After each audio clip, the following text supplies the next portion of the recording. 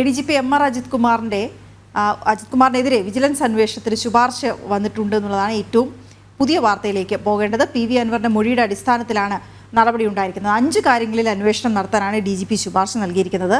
സ്വർണ്ണക്കടത്ത് കേസ്, റിദാൻ വധം, പൂരം അലങ്കോലമാക്കൽ തുടങ്ങി ഇത്തരം കാര്യങ്ങളെല്ലാം ചോദിക്കും. അൻവറിന്റെ പരാതിയുടെ ഭാഗമായി ADGPയുടെ മൊഴി DGP നേരിട്ട് രേഖപ്പെടുത്തും എന്നാണ് അറിയുന്നത്. ശാലിനിയാണ് തിരുവനന്തപുരത്ത് നിന്ന് ചേരുന്നത് വിവരങ്ങൾ നൽകുന്നതിന്. ശാലിനി, ഇത് ആഗ്രഹിച്ചിരുന്ന കാര്യമാണ്.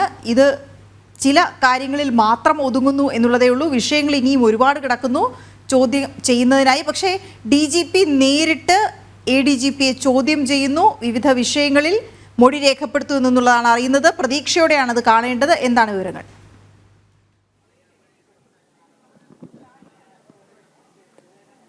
വീണ സൂചിപ്പിച്ചതുപോലെ തന്നെയാണ് നിലമ്പൂർ MLA PV അൻവറിന്റെ പരാതിയിലാണ് ഇപ്പോൾ ഒരു വിജിലൻസ് അന്വേഷണത്തിലേക്ക് കൂടി കുരുക്കുമുറുകുന്നത് എന്നുള്ളതാണ് നമുക്ക് മനസ്സിലാക്കാൻ സാധിക്കുന്നത്. DGPയുടെ പ്രത്യേക ശുപാർശയുടെ നിർദ്ദേശത്തിന്റെയൊക്കെ ഭാഗമായി വിജിലൻസ് മേധാവി കൂടി ഈ വിഷയത്തിൽ അന്വേഷണം നടത്തുമെന്നുള്ളതാണ് നമ്മൾ മനസ്സിലാക്കുന്നത്. ഒരു ഭാഗത്ത് മറ്റൊരു അന്വേഷണം നടക്കുന്നു DGPയുടെ നേതൃത്വത്തിൽ. ആ അന്വേഷണത്തിന്റെ ഭാഗമായി തന്നെയാണ് ഈ വിജിലൻസ് അന്വേഷണവും എന്നുള്ളതാണ് നമ്മൾ മനസ്സിലാക്കുന്നത്. പ്രത്യേകിച്ച് 5 കാര്യങ്ങളിൽ സാമ്പത്തിക ഇടപാടുകൾ അടക്കമുള്ള 5 കാര്യങ്ങളിലാണ് പ്രധാനമായും അന്വേഷണം നടക്കുക എന്നുള്ളതാണ് നമ്മൾ മനസ്സിലാക്കുന്നത്. അതിൽ വീണ സൂചിപ്പിച്ചതുപോലെ തന്നെ റിദാൻ വധം, തൃശൂർ പൂരം അലങ്കോലപ്പെടുത്തൽ, ഒപ്പം തന്നെ സോളാർ കേസിലെ ചില അട്ടിമറി നടപടികൾ അടക്കമുള്ള കാര്യങ്ങൾ, അനധികൃത സ്വത്ത് സമ്പാദനം, അതും ബന്ധുക്കളുടെ പേരിലടക്കം അനധികൃത സ്വത്ത് സമ്പാദനം. ADGP MR അജിത് കുമാർ സംസ്ഥാനത്ത് തന്നെ ക്രമസമാധാന ചുമതലയുള്ള ഏറ്റവും മുതിർന്ന IPS ഉദ്യോഗസ്ഥൻ കൂടിയാണ്. അദ്ദേഹം ഇത്തരത്തിൽ സ്വത്ത് സമ്പാദനം നടത്തി. ഒപ്പം തന്നെ കവടിയാറിലെ ഏറ്റവും കണ്ണായ ഭാഗത്ത് 6000-ലധികം സ്ക്വയർ ഫീറ്റ് വരുന്ന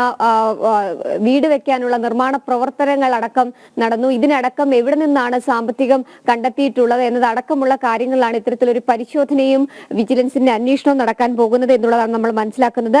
DGP സർക്കാരിന് നൽകിയിരിക്കുന്ന ശുപാർശയുടെ അടിസ്ഥാനത്തിലാണ് ഈ കേസ് വിജിലൻസിന് കൂടി കൈമാറാൻ പോകുന്നത്. അന്വേഷണം പ്രഖ്യാപിച്ചാൽ വിജിലൻസ് മേധാവി യോഗേഷ് ഗുപ്ത നേരിട്ടാകും ADGP MR അജിത് കുമാറിനെതിരായിട്ടുള്ള അന്വേഷണം നടത്തുക. പ്രത്യേകിച്ച് മുതിർന്ന ഒരു പോലീസ് ഉദ്യോഗസ്ഥനാണ്. സ്വാഭാവികമായും ആ റാങ്ക് നോക്കിക്കൊണ്ട് തന്നെയുള്ള ഒരു അന്വേഷണമായിരിക്കും ഇതിന്റെ ഭാഗമായിട്ട് നടക്കുക എന്നുള്ളതാണ് നമ്മൾ മനസ്സിലാക്കുന്നത്. ഒപ്പം തന്നെ ഈ അന്വേഷിക്കുന്നതിന്റെ ഭാഗമായിട്ടുള്ള നടപടികൾ ഉടൻ തന്നെ ആരംഭിക്കും. ഒപ്പം തന്നെ വിജിലൻസിന്റെ അന്വേഷണ റിപ്പോർട്ട് DGP ഷെയ്ഖ് ദർവേസ് സാഹിബിന് കൂടി നൽകും. അതിന്റെ അടിസ്ഥാനത്തിൽ കൂടിയായിരിക്കും ഒരുപക്ഷെ MR അജിത് കുമാറിനെതിരായിട്ടുള്ള നടപടികൾ കൂടുതൽ മുറുകുക എന്നുള്ളതാണ് നമ്മൾ മനസ്സിലാക്കുന്നത്. പ്രത്യേകിച്ച് ഈ കേസുമായി ബന്ധപ്പെട്ട് PV അൻവർ ഉന്നയിച്ച ആരോപണങ്ങളിലടക്കം DGPയുടെ നേതൃത്വത്തിലുള്ള ഒരു അന്വേഷണ സംഘത്തിന്റെ അന്വേഷണം ഒരു ഭാഗത്ത് നടക്കുകയാണ്.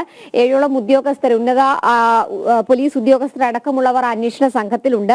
ഇവരുടെ അന്വേഷണം ഒരു ഭാഗത്ത് നടക്കുന്നതിനിടയിലാണ് വിജിലൻസും സമാനമായി അന്വേഷണം നടത്തുന്നത്. DGP ഷെയ്ഖ് ദർവേസ് സാഹിബിന്റെ നേതൃത്വത്തിലുള്ള അന്വേഷണത്തിന്റെ ഭാഗമായി ADGPയോട് നേരിട്ടെത്തി മൊഴി നൽകാനുള്ള നടപടികൾ കൂടി DGP നടത്തുകയാണ്. ഇതിന്റെ ഭാഗമായിട്ട് നോട്ടീസ് നൽകാനുള്ള നടപടികളിലേക്ക് പോലീസ് കടന്നിട്ടുണ്ട് എന്നുള്ളതാണ് നമ്മൾ മനസ്സിലാക്കുന്നത്. അതുപോലെ തന്നെ വേറൊരു പ്രധാന കാര്യം കൂടി ഉണ്ടല്ലോ. ഇടതുമുന്നണിക്കുള്ളിൽ ഭിന്നത രൂക്ഷമാണ് ഈ വിഷയത്തിൽ. CPIയും RJDയും നിലപാട് കടുപ്പിക്കുന്നതോടെ സമാനതകളില്ലാത്ത പ്രതിസന്ധിയിലേക്ക് നീങ്ങുകയാണല്ലോ ഇടതുമുന്നണി.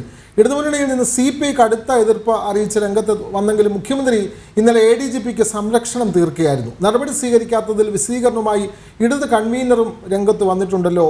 ശാലിനി, ഇടതുമുന്നണിയിൽ ഇപ്പോൾ ADGP വിഷയം തന്നെയല്ലേ കത്തി നിൽക്കുന്നത്? വിനോദ്, തീർച്ചയായും ഇന്നലെയാണ് ഇടതുമുന്നണി യോഗം ചേർന്നത്.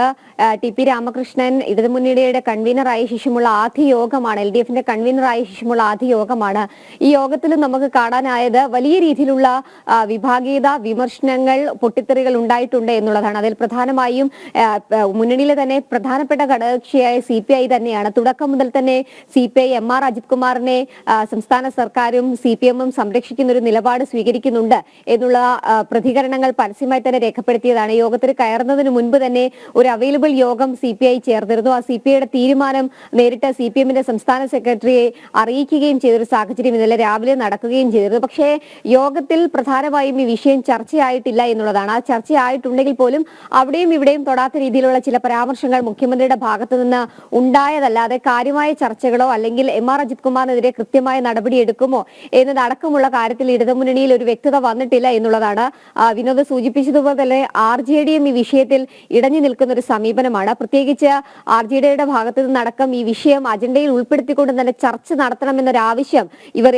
ഇടതുമുന്നണിയുടെ യോഗത്തിലേക്ക് കയറിപ്പോയപ്പോൾ തന്നെ മുന്നോട്ട് വെച്ചതാണ്. പക്ഷെ അത്തരത്തിലൊരു അജണ്ട വെച്ചുകൊണ്ട് ചർച്ച ചെയ്യാനോ നടപടികളിലേക്ക് കടക്കാനോ തയ്യാറായിട്ടില്ല. പക്ഷെ മുഖ്യമന്ത്രി മറുപടി നൽകുന്ന ഒരു സാഹചര്യം ഉണ്ടായിരുന്നു. മുഖ്യമന്ത്രി പറഞ്ഞ ചില പരാമർശങ്ങൾ ഇങ്ങനെയാണ്: ADGP MR അജിത് കുമാറിനെതിരായിട്ടുള്ള വിവാദങ്ങൾ ലക്ഷ്യം വെക്കുന്നത് തന്നെയാണ്, തന്നെ മാത്രം ലക്ഷ്യം വെച്ചുകൊണ്ടാണ് MR അജിത് കുമാറിനെ ഇത്തരത്തിലൊരു രീതിയിലുള്ള വിമർശനങ്ങളിലേക്കും വിവാദങ്ങളിലേക്കും തള്ളിവിടുന്നത്. അന്വേഷണം നടക്കുകയാണ്, നിയമപരമായിട്ടുള്ള നടപടികൾ ഒരു ഭാഗത്ത് നടക്കുകയാണ്.